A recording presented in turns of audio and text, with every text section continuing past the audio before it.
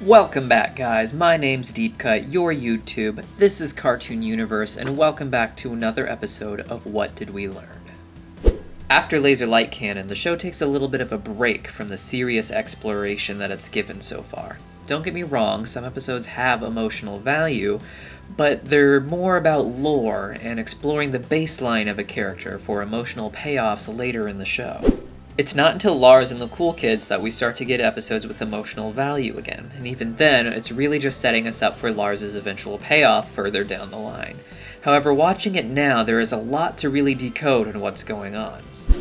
The episode follows Steven, who is following Lars, who is following the Cool Kids on a nice adventure.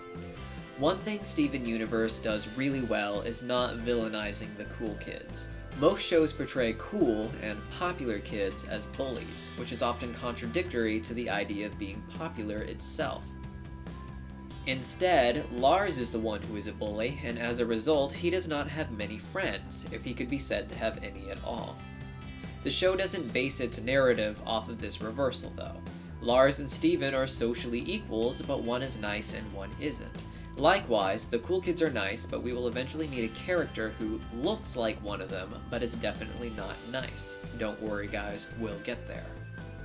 The show goes out of its way to make a casual point that being nice and likable have nothing to do with being traditionally cool or stereotypically popular in the way that has gained traction in fiction for the last 20 years.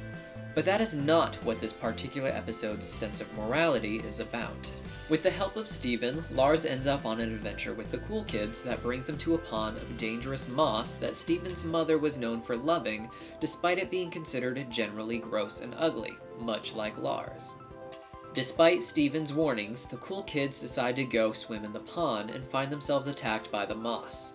Lars of course blames Steven, and Steven finally tells Lars how he really feels about him. We'll get back to that.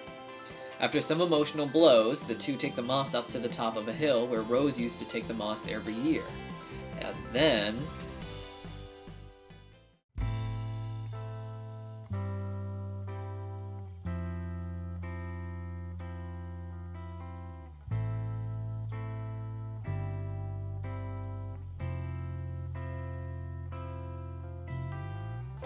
Any other children's show would use this story as a way to claim that all people are beautiful regardless of how they look, or maybe take it as far as saying that everyone has a good side, but as always, Steven Universe pushes the idea into more realistic territory. The writers aren't trying to claim that Lars is a good person, that he has a good side, or is inherently worthy of Steven's love or even respect. Lars does not have any redeeming qualities, and it will still be quite some time before he starts to develop any. Instead, through the blooming of the moss, we realize that the beauty we find in things is the beauty we help create. Seeing the beauty in something so ugly means seeing its potential. The episode teaches us that it's the effort we put into ourselves, our passions, our relationships, and even other people that help them become the best versions of themselves. It's a theme that is true to the show because it's the beauty that Steven sees in many of the characters to come that will help them find their redemptions. Steven tells Lars that Rose saw beauty in all things, even people like him.